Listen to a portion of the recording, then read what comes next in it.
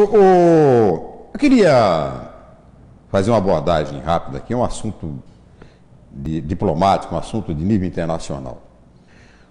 A liberação, né, o diálogo da Igreja Católica com o governo, com a ditadura castrista, com a ditadura cubana. A cúpula católica vem dialogando com os irmãos Castro em busca da libertação de presos políticos. Ainda há em Cuba, né, depois de 60 anos da Revolução Castrista, ainda existem presos políticos, né, em Cuba, e muitos presos políticos. Porque lugar de oposição no regime democrático do Fidel Castro é na cadeia. Então, não existe partido de oposição. E tem alguns malucos que dizem que tem eleição lá, que tem tudo. É uma eleição feita dentro do Partido Comunista, né? As tendências, né, dentro do Partido Comunista, que, como era feito na União Soviética, a União Soviética também tem eleição, tem parlamento, tem deputado, tem tudo isso.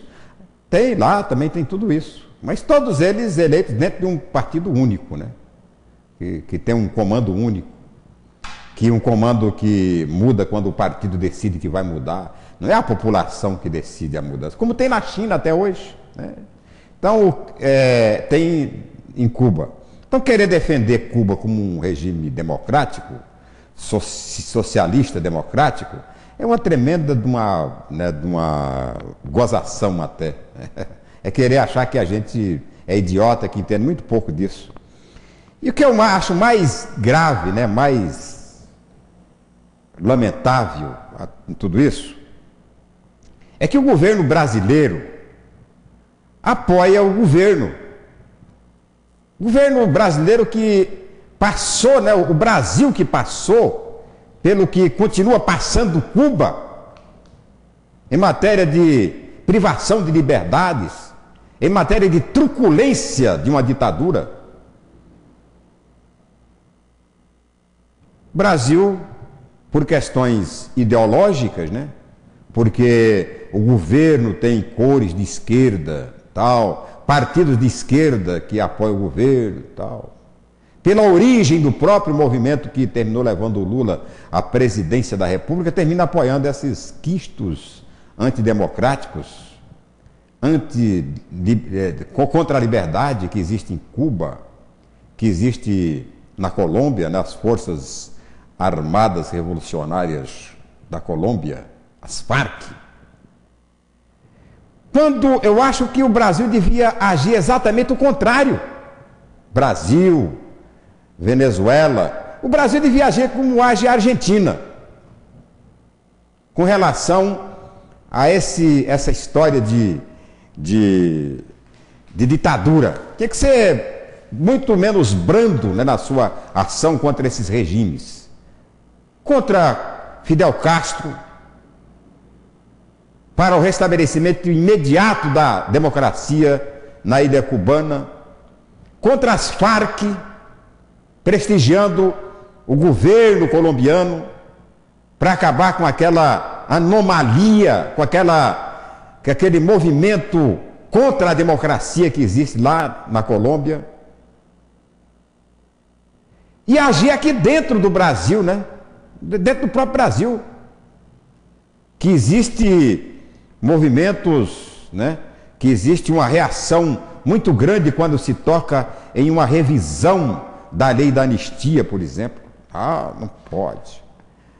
Pode mexer na lei. Você viu, eu estou vendo aqui na Argentina, ó, tá acontecendo. Por isso que eu digo, as mães da Praça de Maio, né, são símbolo da democracia e devem ser símbolo da democracia em todo mundo. Olha o que está acontecendo na Argentina. Escuta só. Vizinho nosso aí, ó. Nossos irmãos. Escuta, ó, notícia aqui no Jornal do Brasil.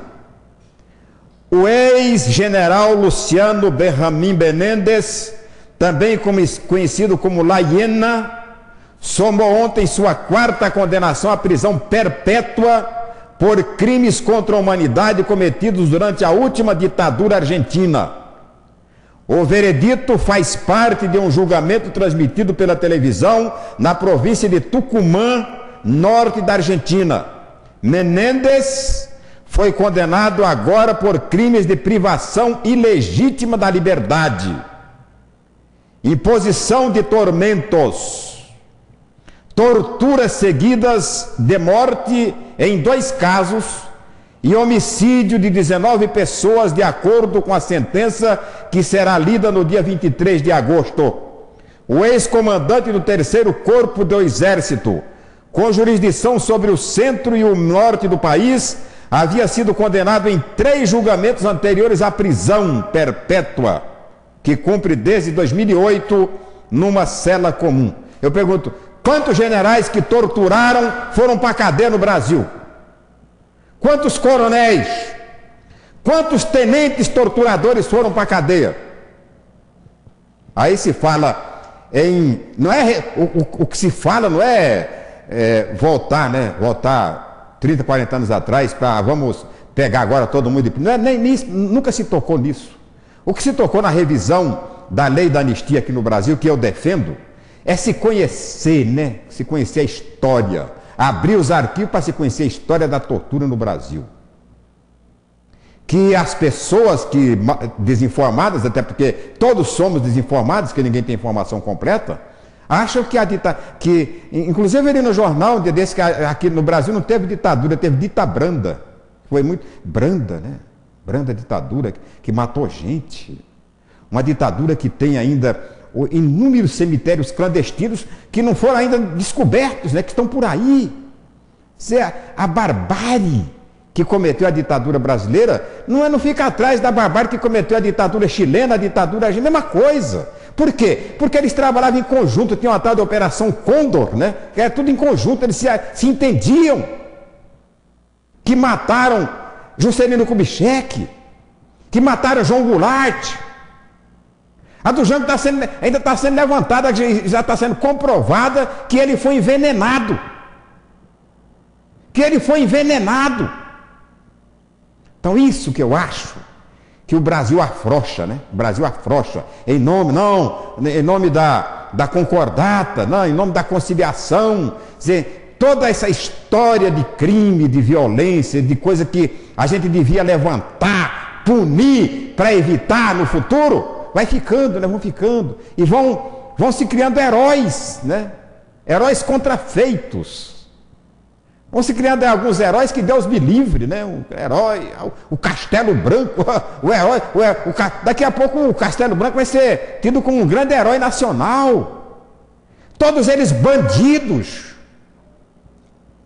Todos eles inimigos da democracia.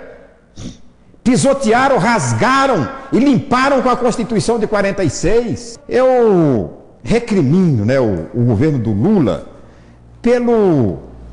primeiro, por apoiar Fidel Castro, né? Quando tinha que pressionar o Fidel Castro, até como pelos laços de amizade que tem, pressionar o castrismo a acabar com isso, a incorporar a ilha cubana no contexto das nações latino-americanas que estão se desenvolvendo hoje. Você vê a própria Bolívia, né, saindo do seu anonimato, né, e se inserindo num contexto de economia, né, de globalizada, todo mundo, né, começando a respirar, todo mundo começando a escapar das garras da dependência internacional, e está lá Cuba, né, amarrada, não vai para lugar nenhum com aquele bloqueio de 50 anos. Está lá a Colômbia se despedaçando com um movimento subversivo de 20, 30 anos, que não vai para lugar. E o Brasil contribuindo com tudo isso, principalmente com as Farc, que o Brasil termina abrindo fronteira para passar arma, para passar droga, né, para atender os interesses dessas Farc aí. E agora está surgindo um movimento subversivo também no Paraguai, tal de Exército do Povo Paraguaio, né, que está agindo aí no Paraguai, que, misturado também com os traficantes. Tá? Então, eu acho que o Brasil não tem que prestigiar nada disso. O Brasil tem que prestigiar todo e qualquer movimento ligado à democracia.